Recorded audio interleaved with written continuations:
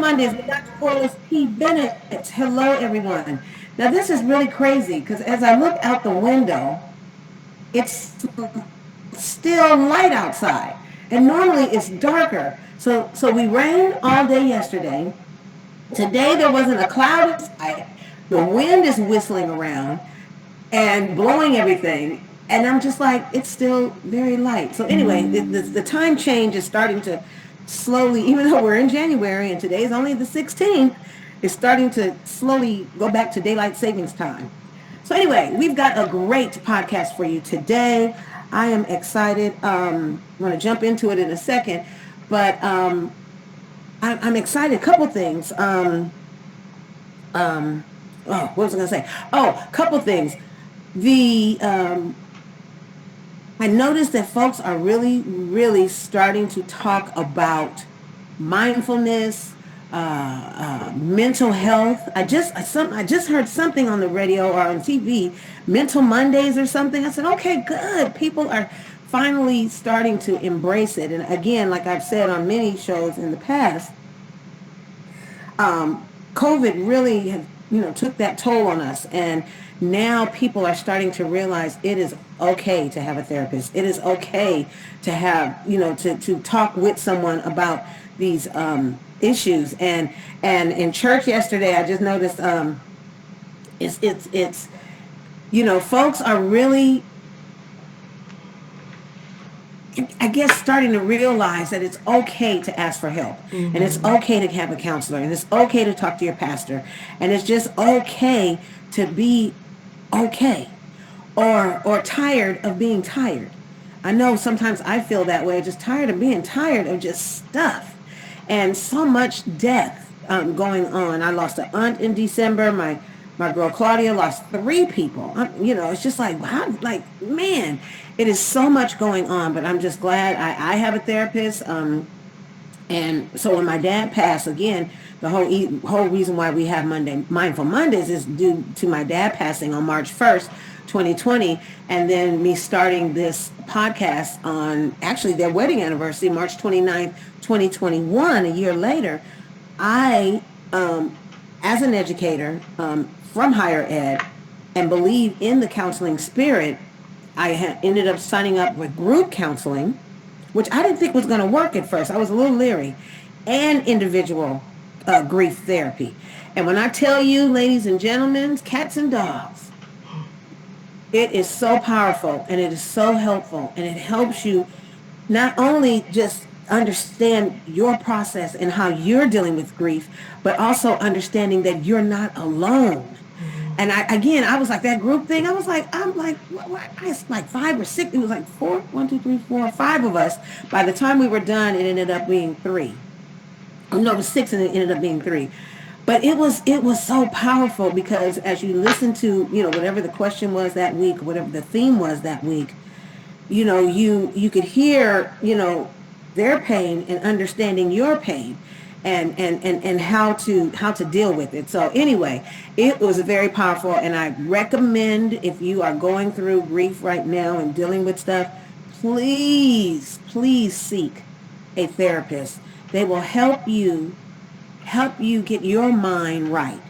They're not telling you what to do. They're helping you to come up with solutions for yourself, helping you to be in touch with your feelings and your emotions. It is so powerful. I keep telling you, and I don't have no problem. Obviously, I'm transparent, but I don't have no problem telling anybody any day of the week that it is powerful. So trust me on this. Now, I don't know Path.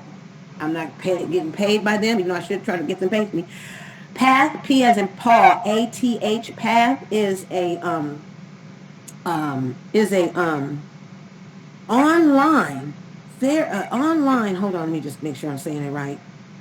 Path Mental Health, pathmentalhealth.com is a international counseling mental health agency, and it takes certain insurances, and you can have a Zoom counselor weekly or twice a week, whatever it is that you need.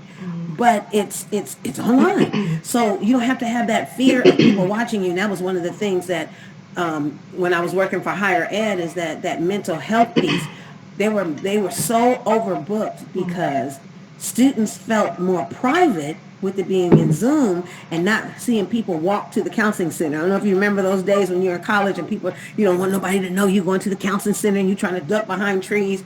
Well, now that we have gone to this type of technology and the forcing of it from COVID, things like Path Mental Health have become very popular. So again, pathmentalhealth.com. See if they take your insurance. For those who have Kaiser, like me, I just changed to Kaiser when I got my new job. They take Kaiser so I can get my girl back. Oh my God, I can't believe it, you guys. And then I'm going to get to today's topic. I hadn't talked to my girl since June. When I got my new job in June, it ran out in June, and then July 1, Kaiser started, and they wouldn't take Kaiser. And I just couldn't afford her by myself as much as I wanted to once a week. And so she texted me, she's like, they take Kaiser. So I had the opportunity to talk and get back on my track, because I think that has been missing in my life, that outlet to have someone to help you through a lot of these things. So we're going to get right into today's show, because today is very, very deep, very important. And everyone knows, or if you don't know, if you're just listening to me for the first time, I have multiple myeloma, which is a bone marrow cancer. And I was diagnosed in March of 2008, and I had my first transplant in September of 2008. And was fine for 8 years. No problems, numbers steady, everything is great, just great. And I recall my doctor saying, serious undue stress will just jack me up, meaning it will just kind of make those numbers go haywire. I found out the hard way. Okay. And while working up north at Cal State Humboldt, dealing with that, my numbers went up, and I had to have a second transplant in April of 2019. One of the agencies that was very important, and I'm really sad that City of Hope didn't pick it back up or whatever they didn't do, is Be the Match. And Be the Match is a bone marrow registry. I remember when I was first diagnosed, they came to campus, and so we did a bone marrow drive. And basically they just take a Q-tip and swab your inner cheek. And if you're a match, they'll get in contact with you, and you can be a match for anyone. But one of the things that was so crazy was the number of African American / black folk that were not on the registry. And that made me really nervous and scared, because fortunately for me, I was my own donor. I gave my cells, and they did whatever to them and gave them back to me. And they took enough for 2 transplants. So if I need another transplant, I would have to rely on the registry. Well, you've got millions of Caucasian / white folks. You've got millions, of Asian, millions, really. Even Latino numbers are higher than us. I'm not sure. I can't remember the Latino number, but I know for sure that there were barely 100,000 African Americans in the registry. So my odds would be, in hopes that within that 100,000, somebody would be a match for me. And I thought, oh my God, that is so scary. So that's why I agreed to have the bone marrow drive on campus a couple times, because I was trying to explain to folks, the life you saved might be mine. And it's just the lack of folks on these registries that for whatever reason. And so today's guest, very special guest we have, I'm just going to read the promo so that you can kind of get an idea, because it's not just bone marrow. Currently, there are over 115,000 people in the United States, 115,000, who are on a wait list for a life-saving organ transplant. Over 33,000 of which identify as black, African American, according to the United States Department of Health and Human Services, just on the 29th of December. So a couple of weeks ago, as of a couple of weeks ago, we've got 115,000 people on a wait list, y'all. And then over 33,000 of those are black. I can't even imagine how many folks that are Black that are even signed up as donors. So today's guest, Ms. Somone Washington, will discuss the importance of registering as an organ, eye, tissue donor, at, and tissue donor as she shares her personal journey as a kidney recipient. Now, what's really crazy about this, because we talked about it, and I was like, oh my God, girl, I gotta have you on the podcast because this is so important. My driver's license expired on my birthday in November. So back in October, I said, oh, I need to get that real license or whatever. And I said, you know what? I'm sitting there in line, and I said, you know what? I'm going to be a donor. Out the blue. Nobody, I hadn't talked to anybody, but I thought about my situation, and I thought about how if I'm going to be a match, somebody's got to be in the registry for me to be a match. If someone needs if something needs a kidney, a liver, whatever that is, we've got to find people that's going to match.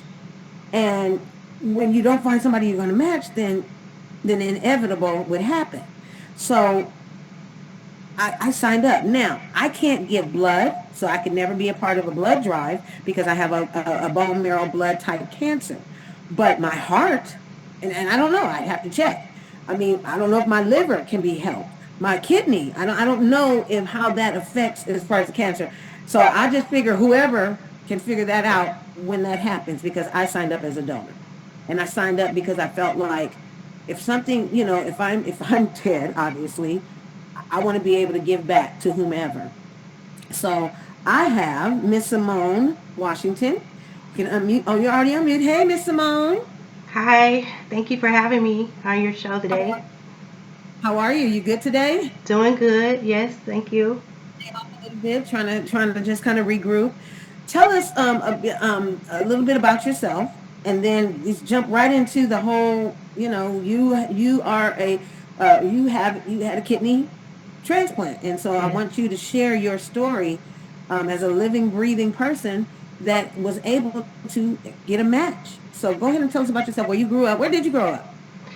So, first of all, I would just like to say happy Martin Luther King Day to everyone.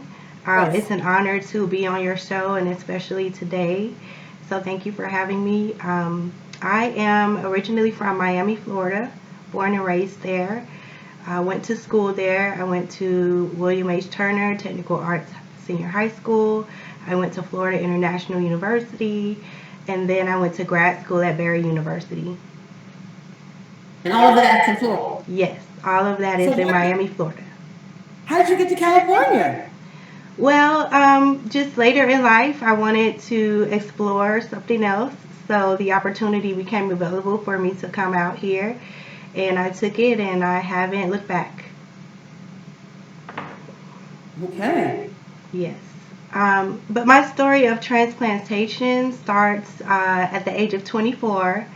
I had just graduated from Barry University with a Master of Science degree in Information Technology. I was really excited about being graduated, and I started a new job.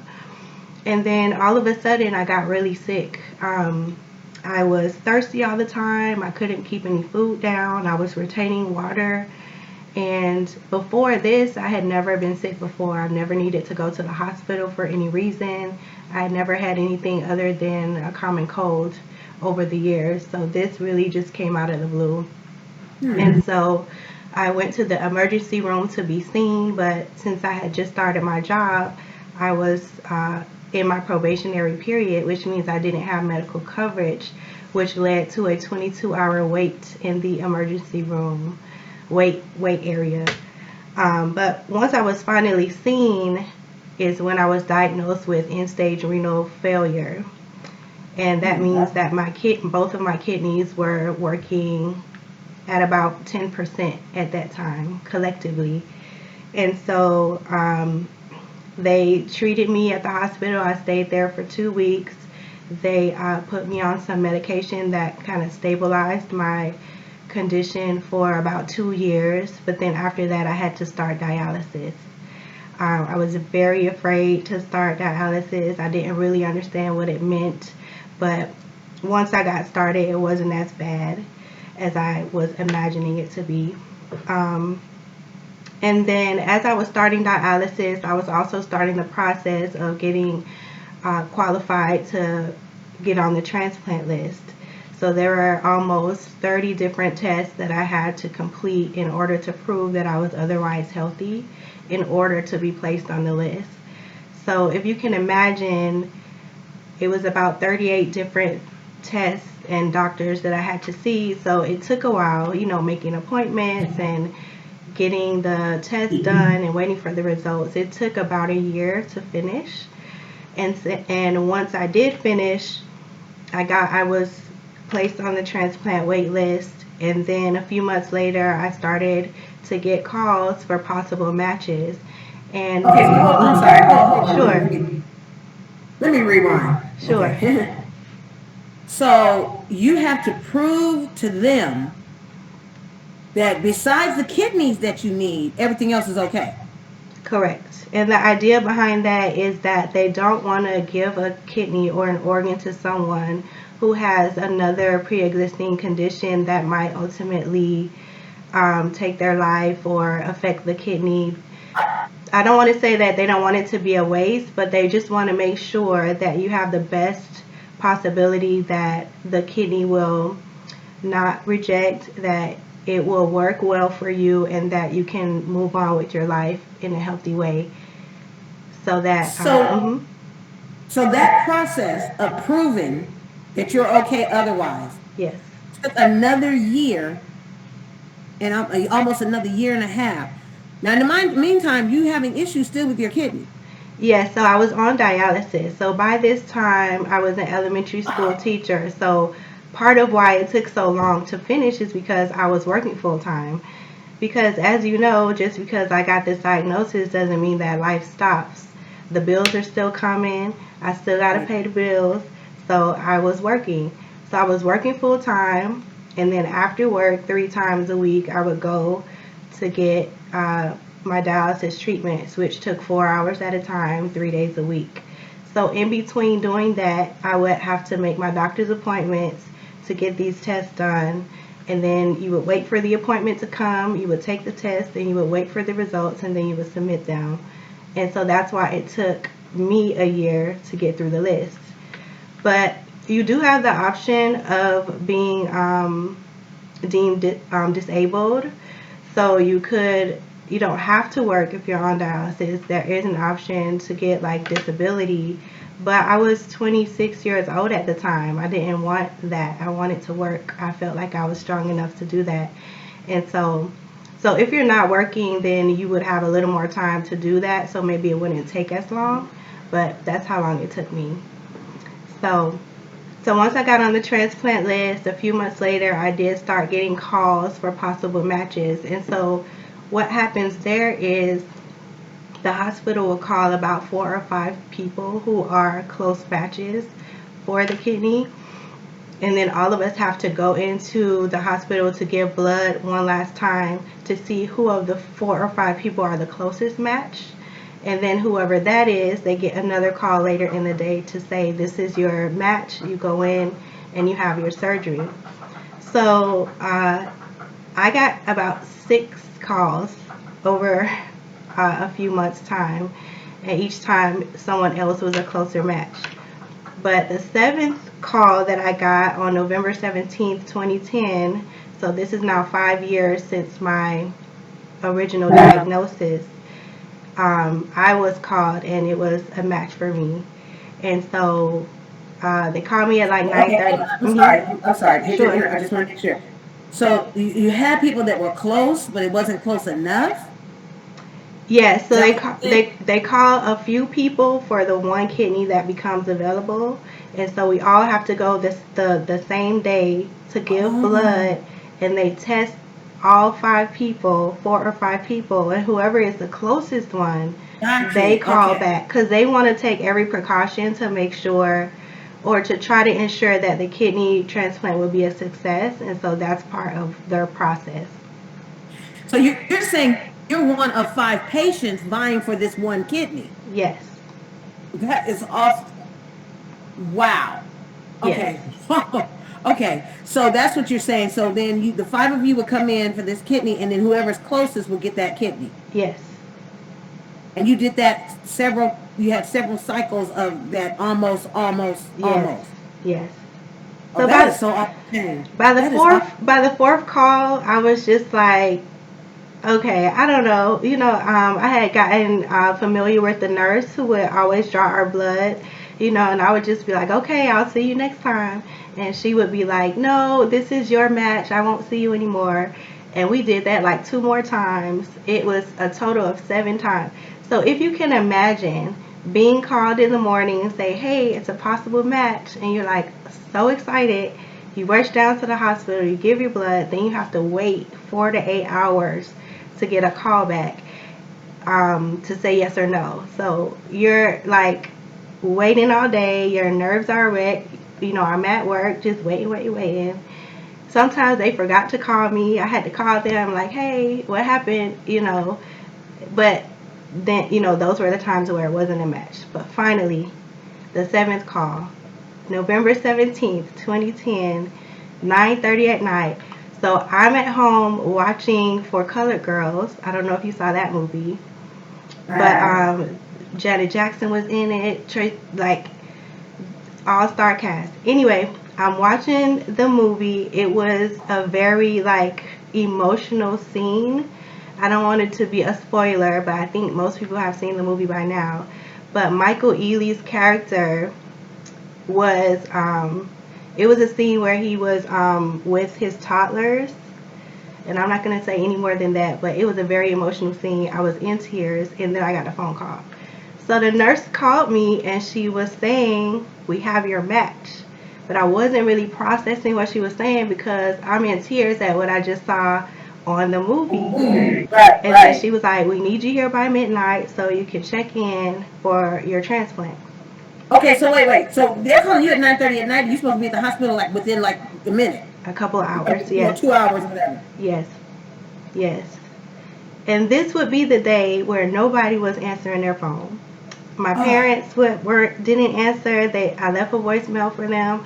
I called a few friends, and it just worked out that nobody was available. So I changed my voicemail to let people know where I was. I put a message on Facebook to let people know what was going on, and then I headed to the hospital. And then by 2 a.m., I was undergoing anesthesia. By 7 a.m. the next morning, November 18th, I was waking up after a successful transplant. And so that was 12 years ago. wow. And since then, I've moved to California. I've continued to develop my career. I'm currently a software analyst on the campus of California State University, Long Beach. I've started my own business, and most importantly, I've gotten more time with my family, my friends, to make memories. And I'm just grateful for the second chance at life that I've gotten. And so my donor was an 18-year-old young man who lost his life due to gun violence.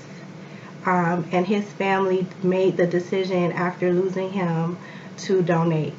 So it's because of their decision that I'm sitting here able to have this conversation with you. And so I share my story just to encourage people, and especially people of color in our community, to register to become donors. I want to be a tangible person that you can see and feel and touch, to know that this is the result if you register. And when you register, all it means is that once you have lived your life to the fullest and you're no longer using, that, you're just saying that it's okay. Like once you've lived your life to the fullest and you're on to the next heaven or whatever it is that you believe in, that you're giving permission to allow someone else to extend their life with what you are leaving behind. And so it's not Whew. taking anything away from you to do. You just go Right, in, you right. register, and that's it. So And for whatever reason, in November, I was standing there and I was like, why not? I mean, for whatever reason. And Mhm. they've talked about, you talk about it when I, I don't even remember.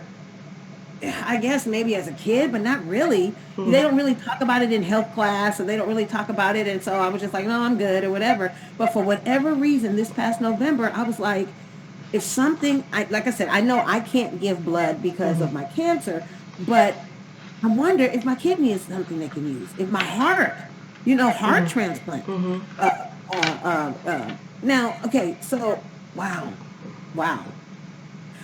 I just the process though Yes. it's just working me like I'm just my mind is going like because I just can't believe that all the hoops. I mean, I guess I get it per se, um, but not really. Like all the hoops that you had to do to prove to them that everything else on your body was okay, and if they can give you so they can go ahead and give you this kidney because you'll be all right. And I think I remember an episode because it was crazy. I watched the Chicago Med, The Resident, The Good Doctor, and I Mhm. remember there was somebody who needed something, but he was a drug addict. Mhm.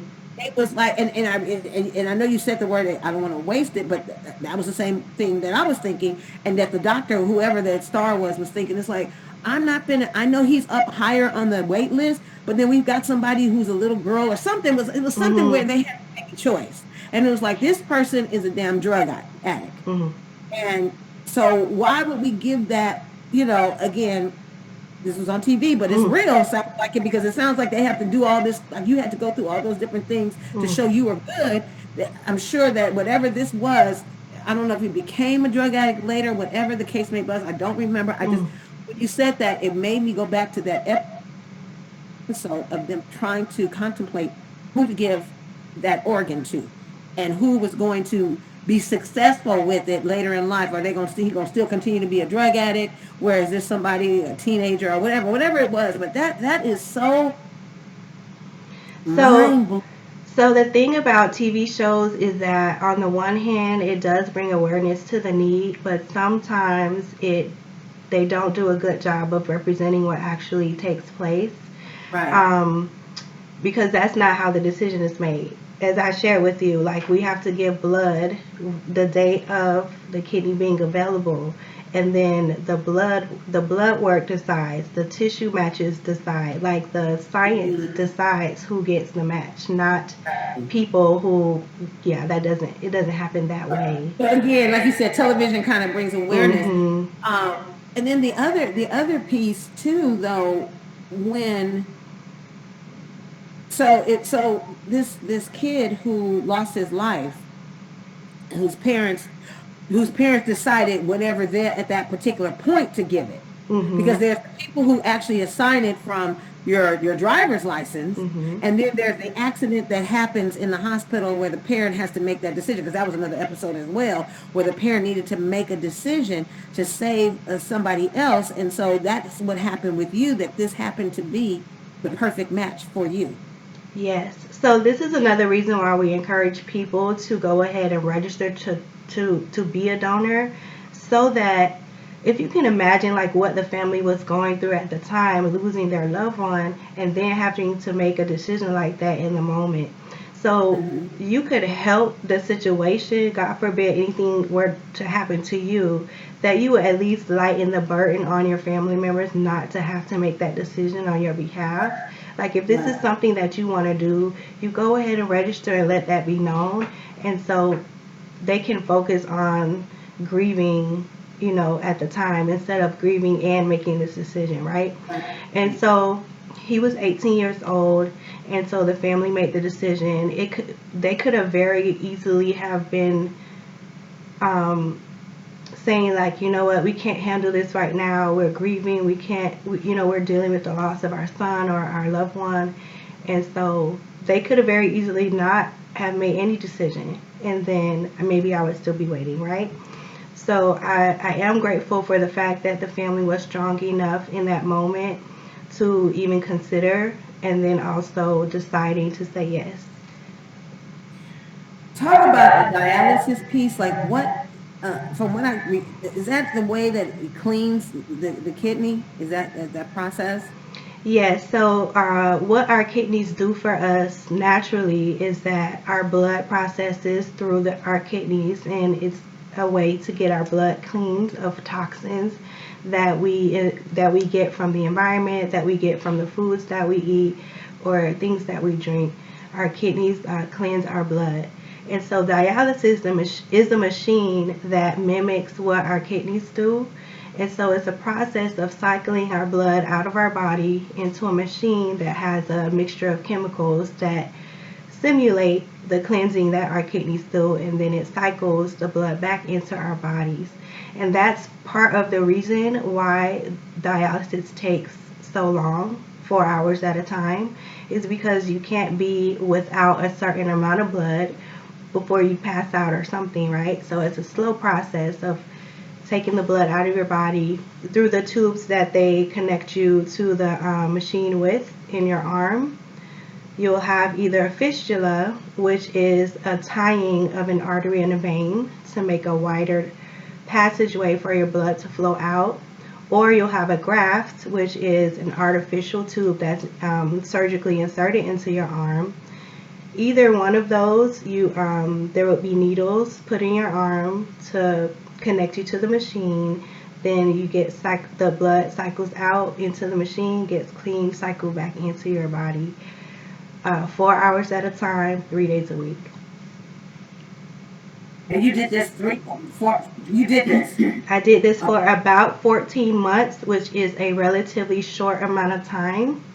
A lot of people spend years doing this, waiting for a kidney, or waiting for a kidney. And so this is another reason why we encourage people to register to become donors, so people, especially our people, are not waiting for years on dialysis. Because the longer that you're on dialysis, you'll start to get side effects, negative side effects on other parts of your body. Like, it's a very hard thing on your body for an extended period of time.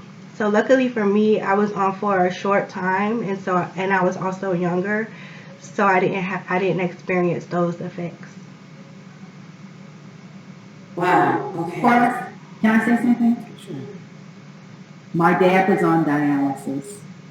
My girlfriend's father was on dialysis. The lady that I worked with at Crenshaw was on dialysis. And it is not fun. It's just like going through chemo, but it is not a fun process. But the other thing that I wanted to say is my cousin had a heart transplant at a very young age. She had breast cancer, and the chemotherapy damaged her heart to the point where after a while her heart was only functioning at 10%. And nobody could understand why she kept having these episodes, why she couldn't get herself up. She kept having to lie down. She would try to go upstairs, couldn't make it up the stairs. She was having all kinds of issues.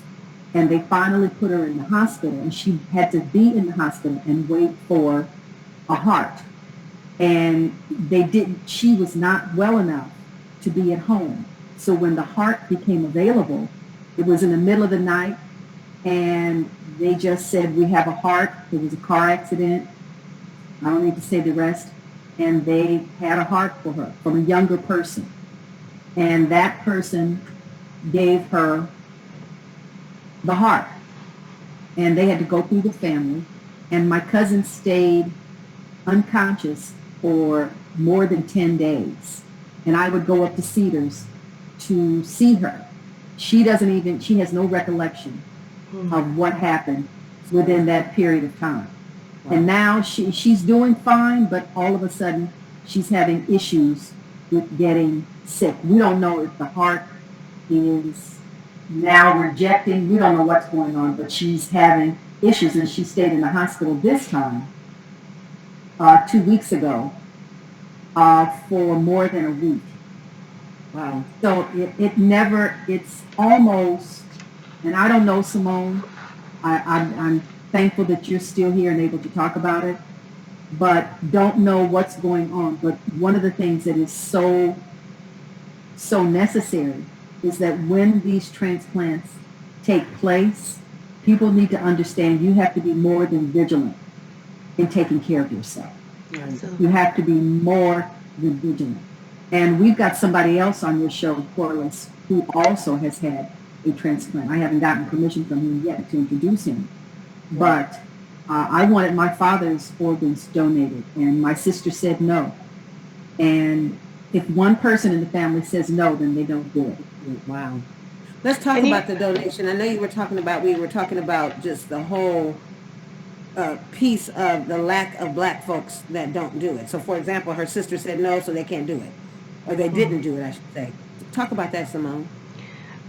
Thank you for sharing. I also wanted to add that the other reason why it's important for us to register to become donors is because sometimes people need a second transplant.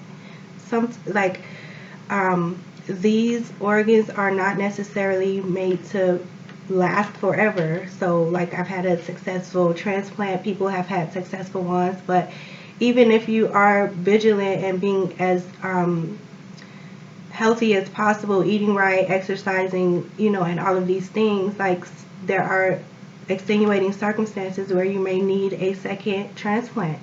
And so all the more reason why we just need as many people as possible to make themselves available when the time comes, because sometimes people need more than one.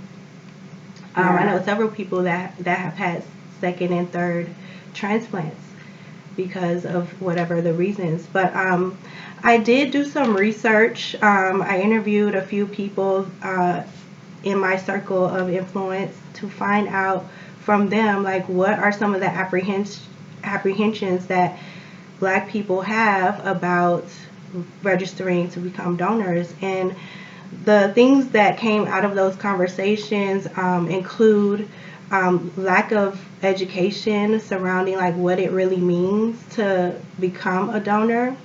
Some people think that it's the same as giving blood, like you go somewhere and you just give your organ.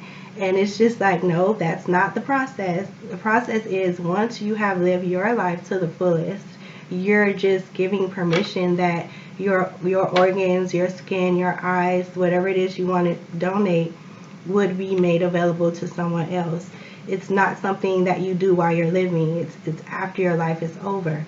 If you want to be a living donor, then that's a separate process where you are giving directly to someone that you're a match for, a kidney or a liver.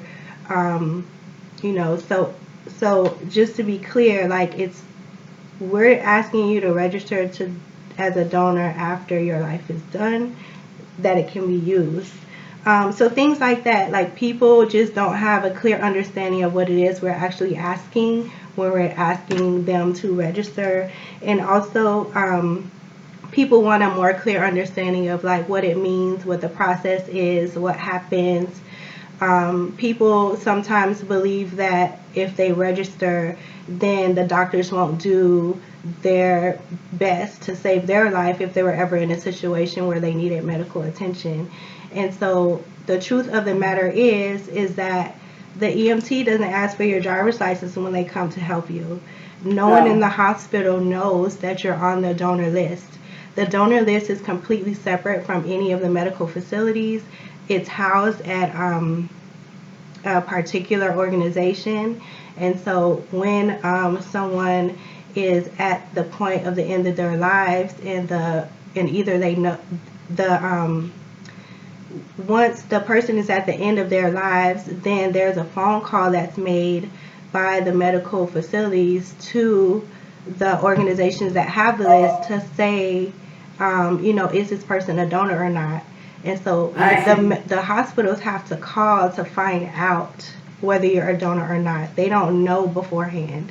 And so things like this, people need to know that you're completely safe. The doctors are going to do everything that they can to save your life. If there's a point where there's just nothing else that they can do, they run like extra tests if you are a donor to make sure that this is the end of your life and there's nothing else that can be done before they can even move forward. And one of the other major issues that our community has is just our long-standing history with the medical industry in general. There is a big mistrust that we have that is valid based on history.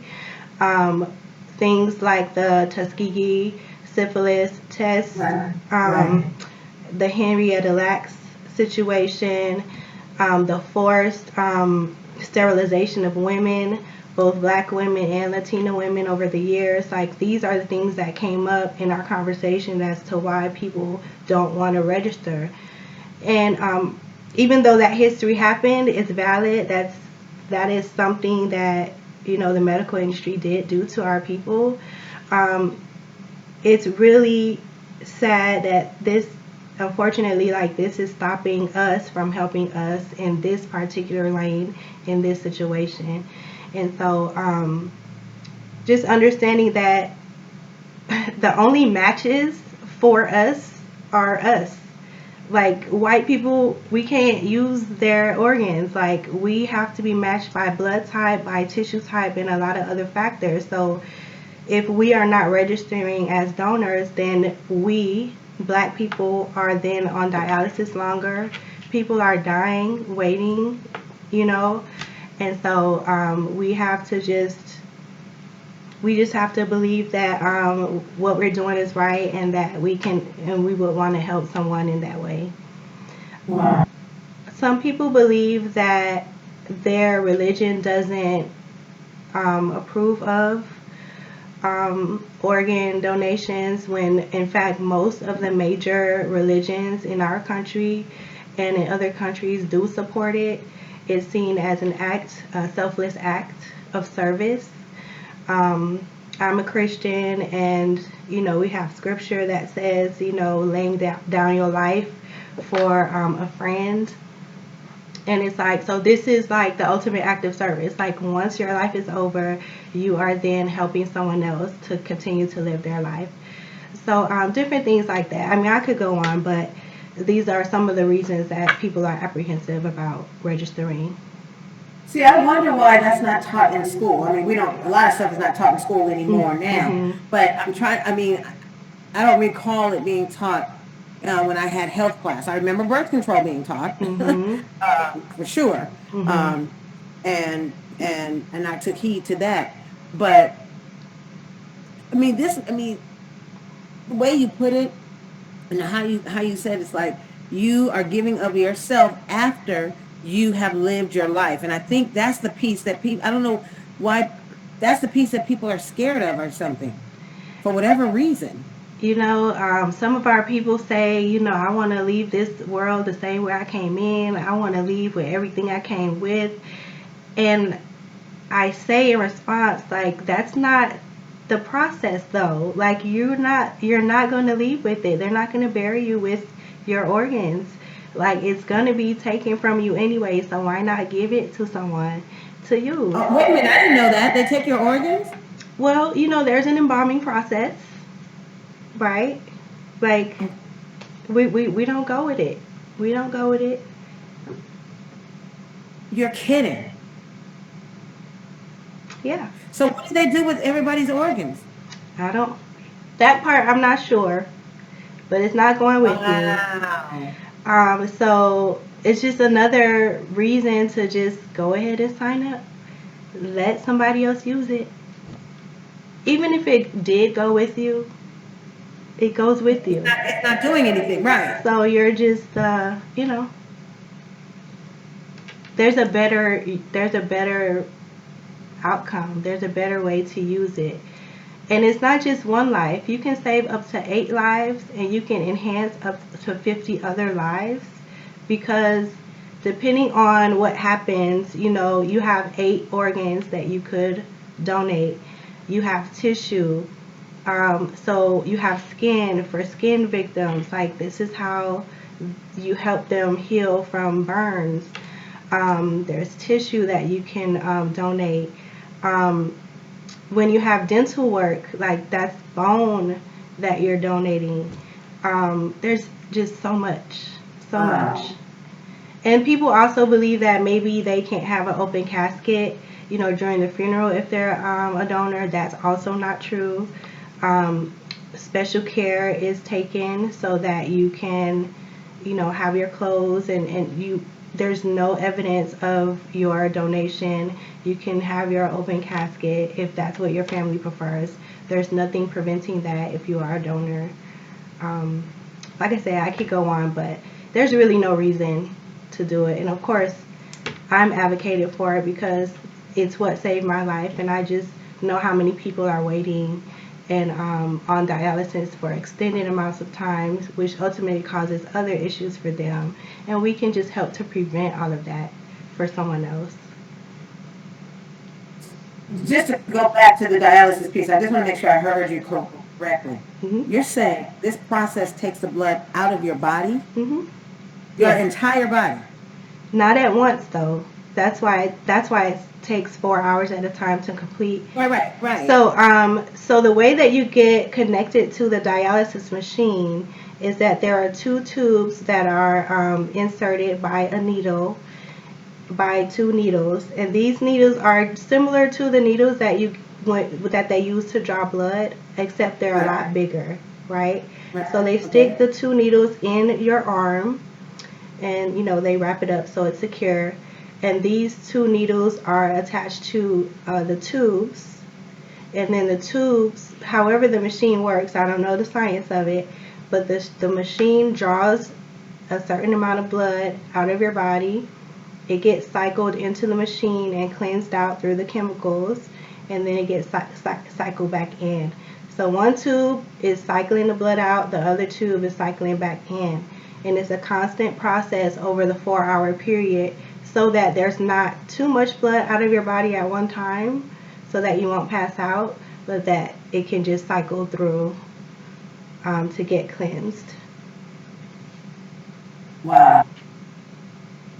Wow. I am definitely getting enlightened today, boy. I tell you, I didn't realize that's what that process. I've heard of it. I didn't know what that process was, and I knew that it has something to do with, like you said, what a kidney is not doing Mm-hmm. is what the machine does in order, and you have to do that a couple times a week.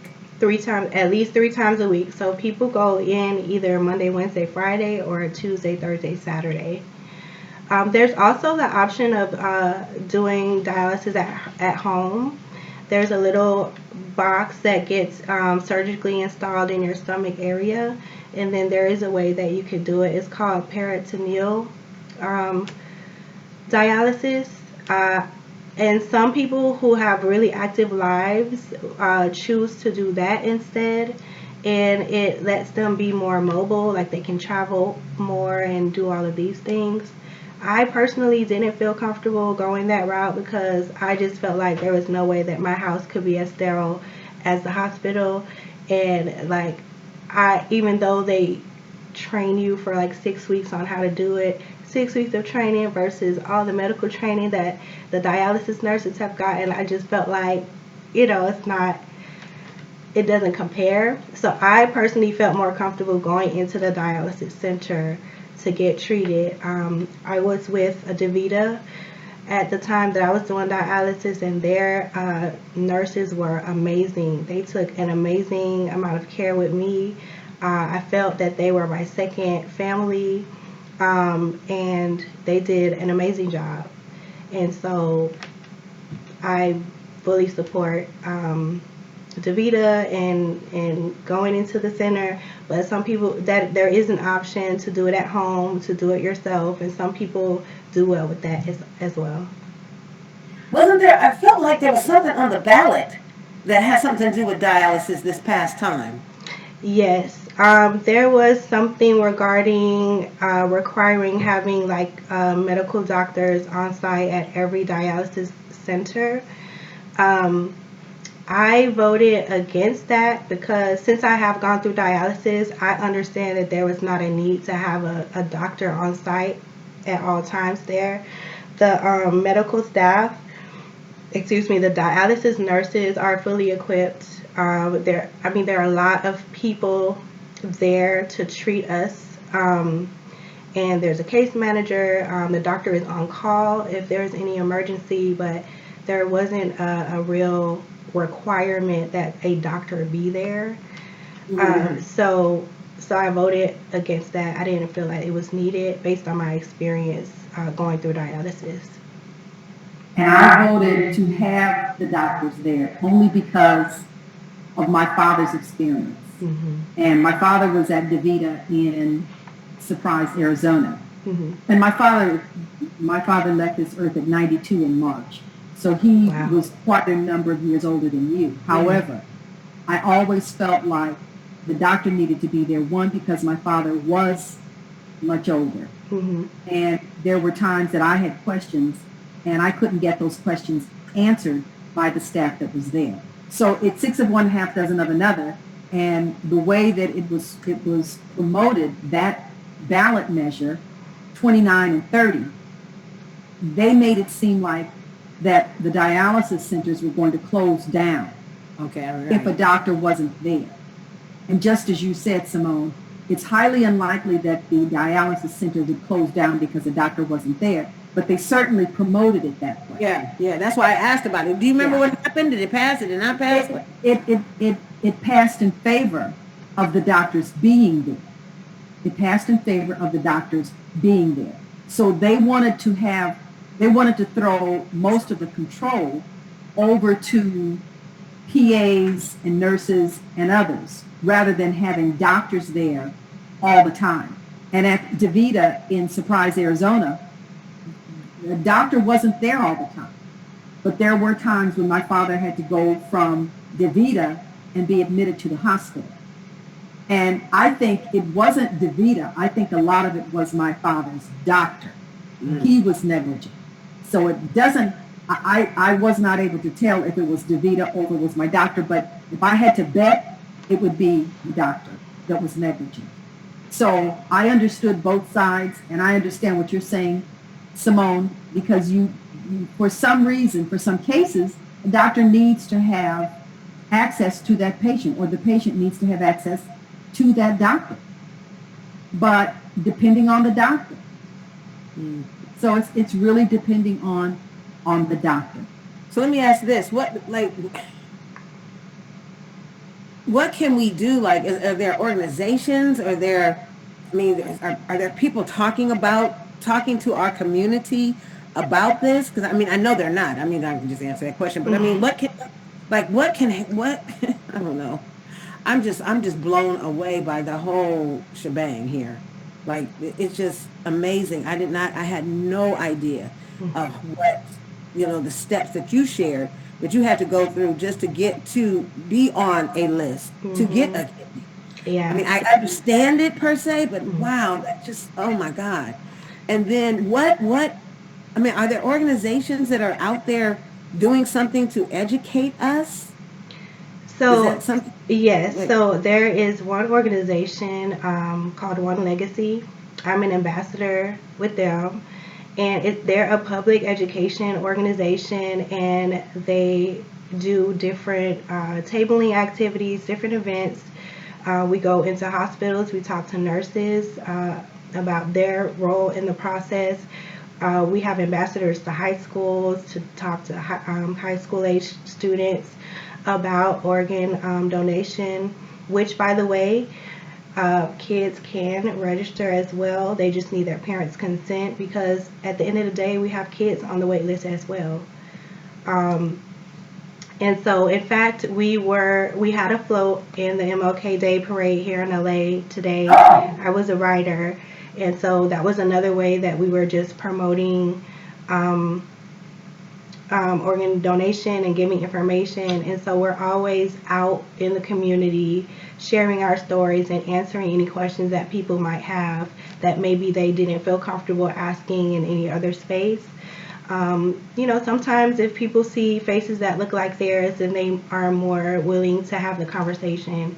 And so a lot of the times when I share that I'm a recipient, it hits differently, and it changes people's perspective on registering, because it's one thing to have your idea about it, but it's another thing to meet someone who is the result of, and it does make a difference. And so One Legacy also partners with Donate Life. We have Donate Life America, we have Donate Life for each of the states, and they also are a public education organization, and do different things to get the information out to the community.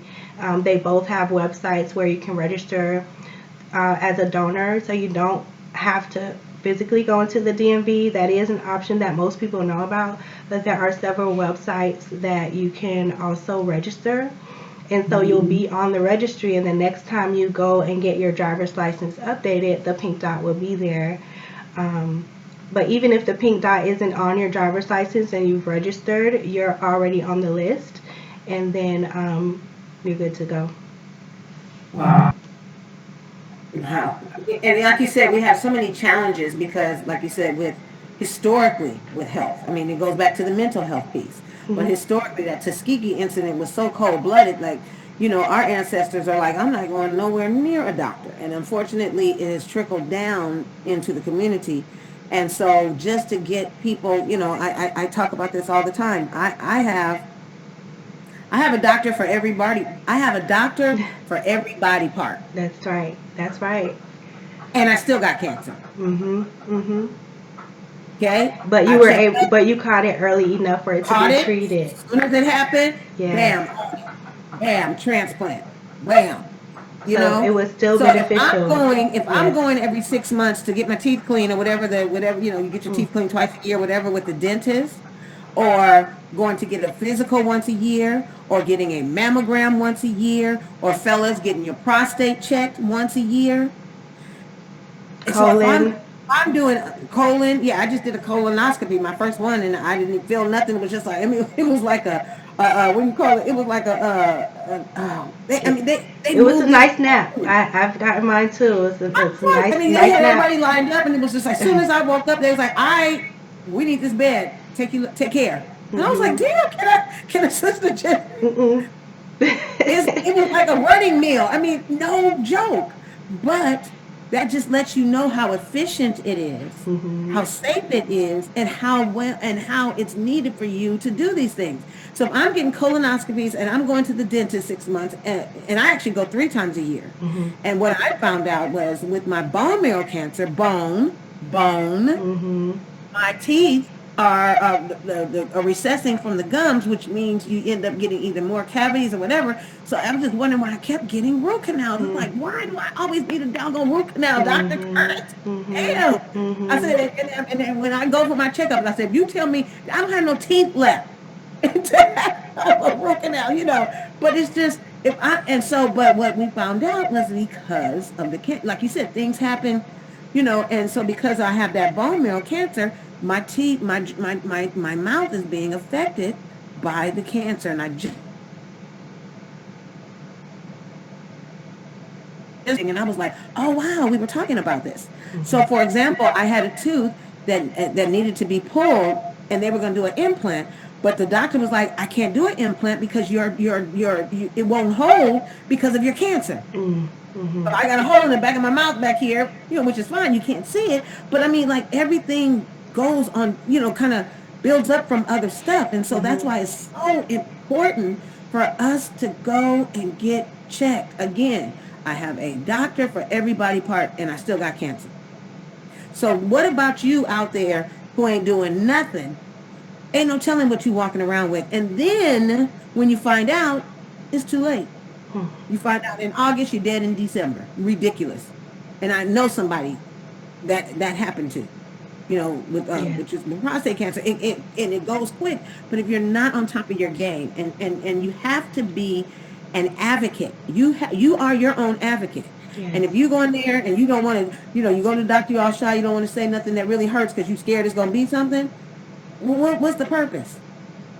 I come in with my phone, and my doctor's like, okay, pull up your phone. What's on the list for this month? Because I go to my oncologist every other month, and so I'd be like, he's like, what's going on? And I said, hold on, and I say, oh, I had a headache on this day, and it lasted 3 days, and they know I'm on it, and they know I don't play, and you cannot play with your health, and I cannot stress enough your mental health and your physical health.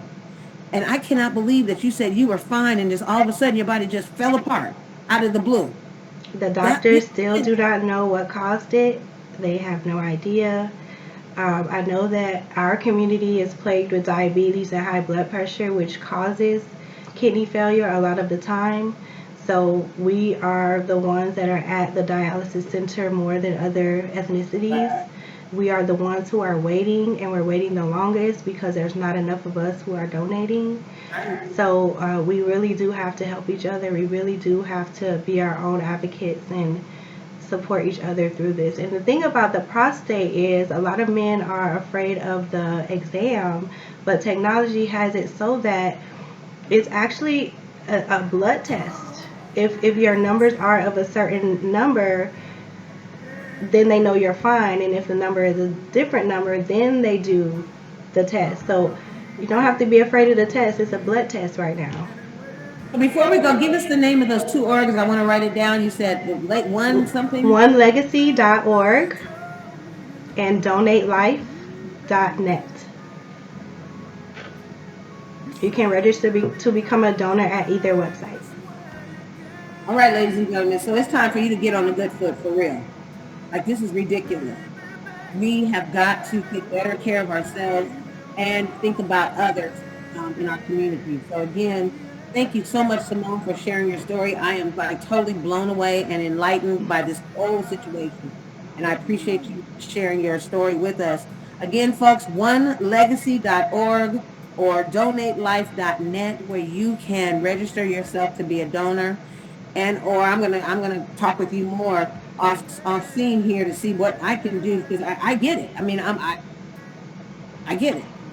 And it takes someone that have gone through it in order to tell others, like, look, I'm a living, breathing person. You're a living, breathing person, but you're here because someone donated a kidney. Yes. I'm here because I've had 2 transplants. Yes. Bone marrow transplants. So, all right, ladies and gentlemen. So sorry, Godwin, honey, and others who are waiting. I appreciate you guys giving me that quick. Hi, honey. How are you? Happy New Year! Woo! Yeah, you're always good to see you. I try to match you with our haircuts, but I'm not winning. Well, good to see you. Happy New Year, and everybody who's going to be on your show next. I'm sorry for going over a minute, but I appreciate you. You've been listening to Mindful Mondays, and we will have another powerful podcast next week from 5 to 6 Pacific time. Thank you so much, and I appreciate you, and take care, everybody. Good night. And you have been listening to Intentional Talk Radio Network. This is Mindful Mondays with Dr. Corliss Bennett. Thank you for a great show as always. And it is time for, in your own words, on this MLK Day, Happy Kingdom Day, Happy Martin Luther King Day. We've got a great show with Dr. Godwin Ortega, in your own words.